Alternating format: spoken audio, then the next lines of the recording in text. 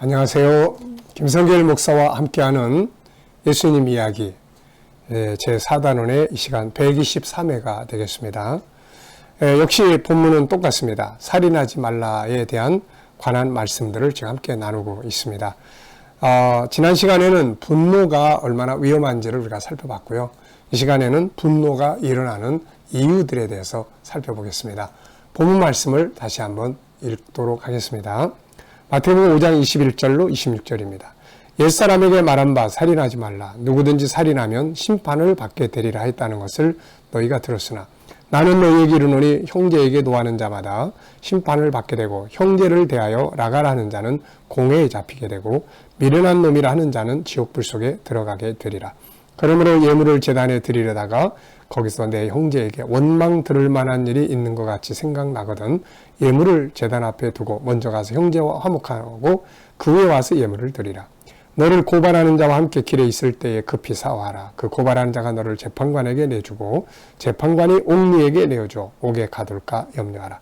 진실로 내게 이르노니 네가 한 푼이라도 남김이 없이 다 갚기 전에는 결코 거기서 나오지 못하리라. 아멘. 지난 시간에는 분노가 얼마나 위험한지를 살펴봤습니다. 이 시간에는 분노가 왜 일어나는 것인지를 살펴보려고 합니다. 본래 분노의 시작은 창세기 3장에 죄가 들어오면서부터 시작을 하죠. 죄가 들어오기 전에는 분노는 없었습니다. 화낼 일이 없는 거죠. 우리 성품 자체도 죄성이 없었기 때문에 온유와 또 사랑으로 가득 차 있었던 것이죠. 자신에 대한 분노, 죄가 들어온 이후부터 분노가 시작이 되는데 자신에 대한 분노, 다른 사람에 대한 분노, 환경에 대한 분노 등 다양한 영역에서 분노가 만들어지기 시작을 했습니다. 분명히 알아야 될 건 분노는 죄의 요소입니다. 분노는 이렇게 시작되었지만 현실적으로 보면 분노가 일어나는 상황은 다음과 같습니다. 이 시간에는 분노가 일어나는 상황들에 대해서 살펴보려고 합니다. 자, 크게 세 가지의 상황이 있는데요. 우선 첫째는 영적인 이유가 있을 때가 있어요. 영적인 이유. 영적인 이유란 사탄의 역사입니다. 마귀가 들어와서 귀신 들림, 이걸 통해서 막 성질내고 욕하게 되고 그런 경우들이 있을 수 있어요. 사탄은 분노의 시작입니다. 그래서 사탄을 계시록 12장, 13장 분노, 이 붉은 용이다 이렇게 이야기를 하죠. 옛날에 붉다는 말 때문에 공산주의다 뭐 이렇게도 이야기를 했는데 그런 의미가 아니고 분노하면 얼굴이 빨개지잖아요.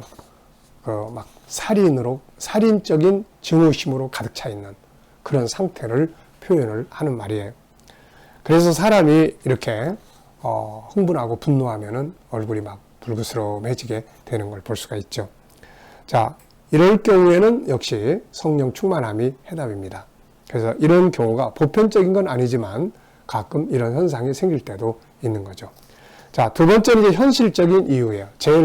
분노할 제일 많은 이유들입니다. 자, 우선 쭉 읽어보면 몇 가지 이유들이 쭉 있어요. 첫째는 우선 자기 자신에게 여유가 없을 때 화가 많이 납니다. 자기 마음이 병들어 있으면 자기 컨트롤이 잘 안 되죠.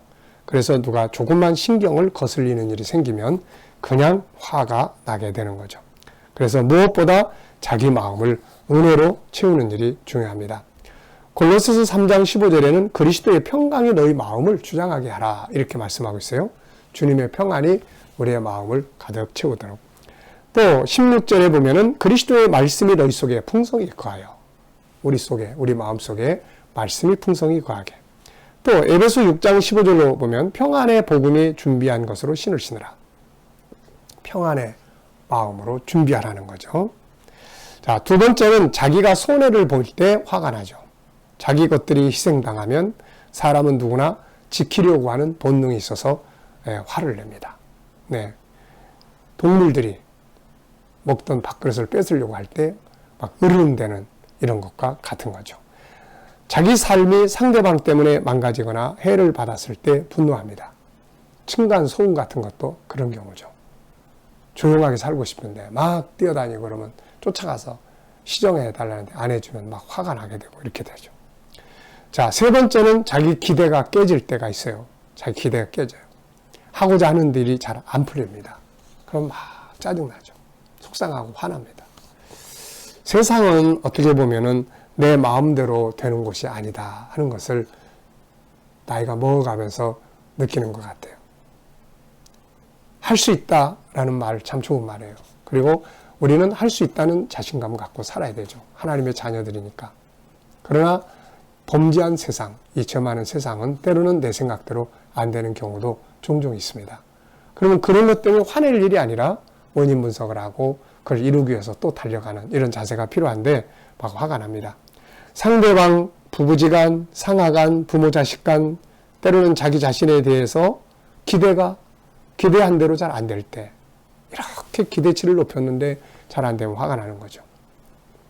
그래서 희망이 안 보이면 우울하고 속상하고 화나는 거죠. 네 번째는 잘못된 언어들 때문에 화가 나요. 말은 사람을 감동시키기도 하고 분노를 만들어내기도 합니다. 대부분의 분노와 다툼은 말 때문에 일어나요. 그래서 부드러운 언어를 사용할 줄 아는 게 아주 중요하죠. 잠언 15장 1절에 보면은 유순한 말은 분노를 그치게 한다라고 얘기를 하잖아요. 다섯 번째는 자기의 인격이 무시되거나 모독을 당할 때 화가 확 납니다. 여섯 번째는 준비나 훈련이 되지 않았을 때 갑작스러운 상황이 딱 벌어지면 나도 모르게 막 화가 팍 나는 거예요. 전에 제가 제 책을 쓰고 있을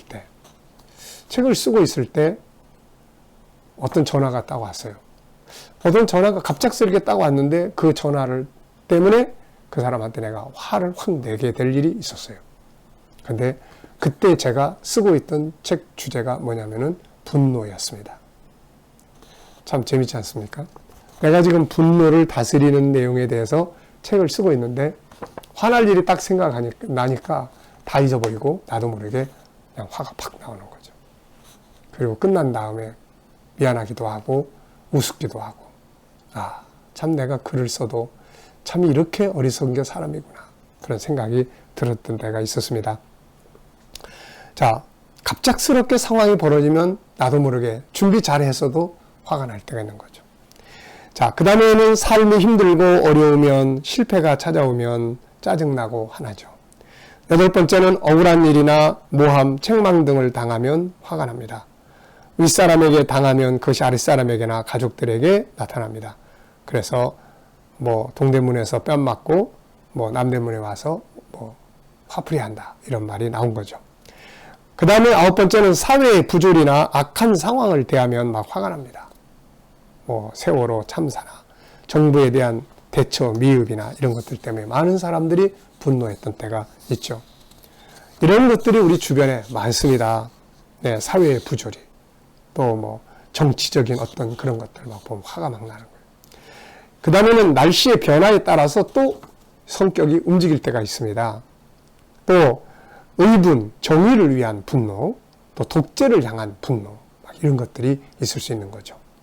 그 다음에는 분노를 해결하는 방법을 잘 모르면 화를 다스리지 못해서 화가 화를 또 나게 만드는 경우가 있습니다. 스스로 무기력하거나 무능력하게 보일 때 혹은 어리석은 행동을 했을 때 스스로에게 화가 나죠. 에이 바보 왜 이렇게밖에 못해. 네. 참 화날 일 많죠.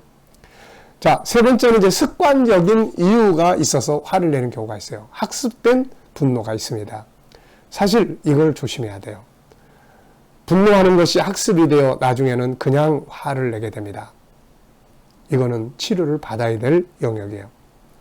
자, 앞서서 소개해드렸던 우종민 교수님, 이분의 이야기 중에 보면은 이런 이야기가 있어요. 공격적인 방식으로 화를 표출하다 보면 뇌에 자동 저장되어 화를 내는 습관이 깃든다.